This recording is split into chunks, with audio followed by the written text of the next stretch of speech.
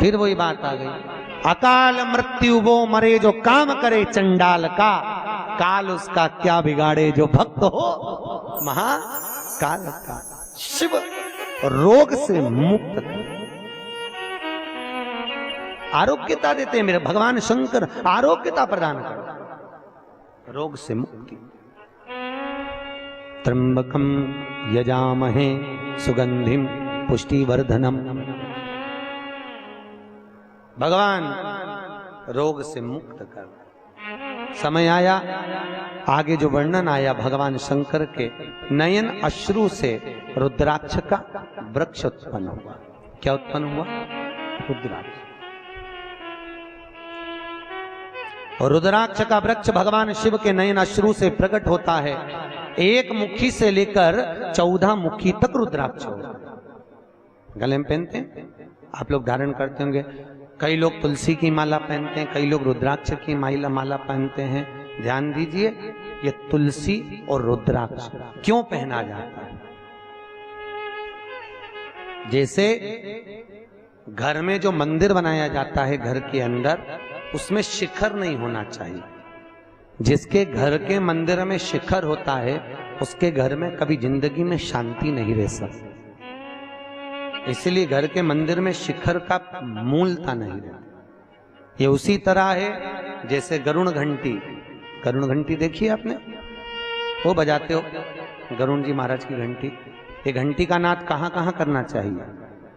गरुण घंटी का नाद किया जाता है सबसे पहले भगवान के सम्मुख में, ठीक है। दूसरी जगह गरुण घंटी का नाद करना चाहिए फिर अपने रसोई घर में जहां पर परिंदा भरा है उस स्थान पर, पितरों की शांति के। तीसरी जगह जहां पर अपना लक्ष्मी रखते हो, अलमारी तिजोरी, उसके पास में। चौथा घंटी का नाद करना चाहिए दरवाजे के पास में, दरवाजे के अंदर के भाग में। फिर पांचवा, गरुण घंटी को घर के बाहर, घर से दरवाजा लांग कर बाहर खड़े होकर घंटी का नाद किया जाता है। कहते हैं जो ये 5 जगह पर घंटी का नाद करता है उसके घर में कभी संपदा की कमी नहीं होती। इतना गरुण घंटी के नाद की महत्वता है। और दुनिया के लोग इतने आलसी हैं, बस भगवान की आरती करे तब घंटी बजाए, उसके सिवा धर दे होते। तो मालूम ही नहीं कि घंटी कितनी जगह बजाना चाहिए, घंटी का नाद क्यों करा जाता है। गरुड़ घंटी को जैसे घर में रखा हुआ शंख अगर खाली है तो हमारे घर में रखा हुआ शंख अगर खाली रहेगा तो लक्ष्मी आएगी और जाएगी, लक्ष्मी टिकेगी नहीं। इसलिए घर में जिसके घर में छोटा सा भी शंख हो तो उसमें कटोरी में रखकर या कोई स्थान पर कलश पे रखकर उसमें पानी भरना चाहिए। अगर शंख में पानी नहीं है तो घर में लक्ष्मी नहीं, शंख कभी खाली नहीं।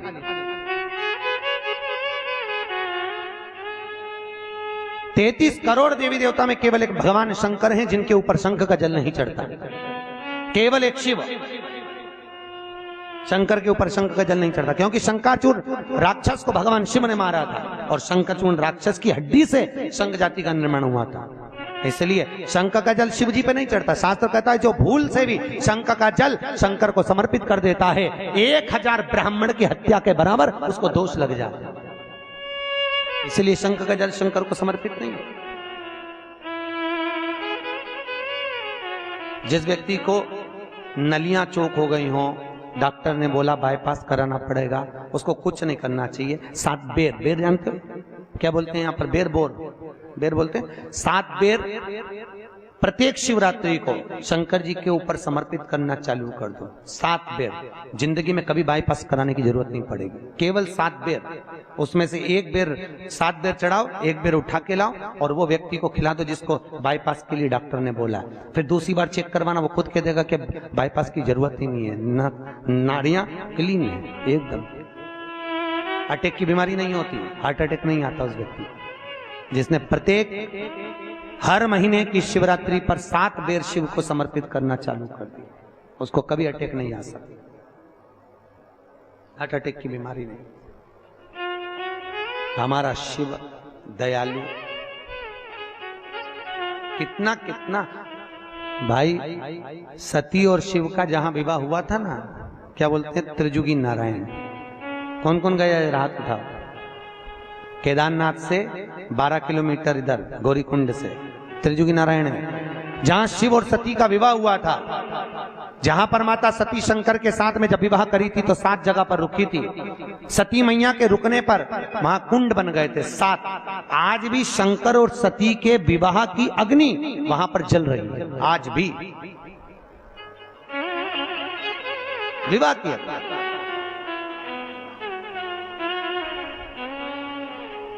जो कैंसर का रोगी होता है, जिसको कैंसर जैसी बीमारी हो जाए, डॉक्टर भी हाथ ऊंचे कर दे, तब मेरे महादेव के त्रिजुगी नारायण का पानी दीजिए।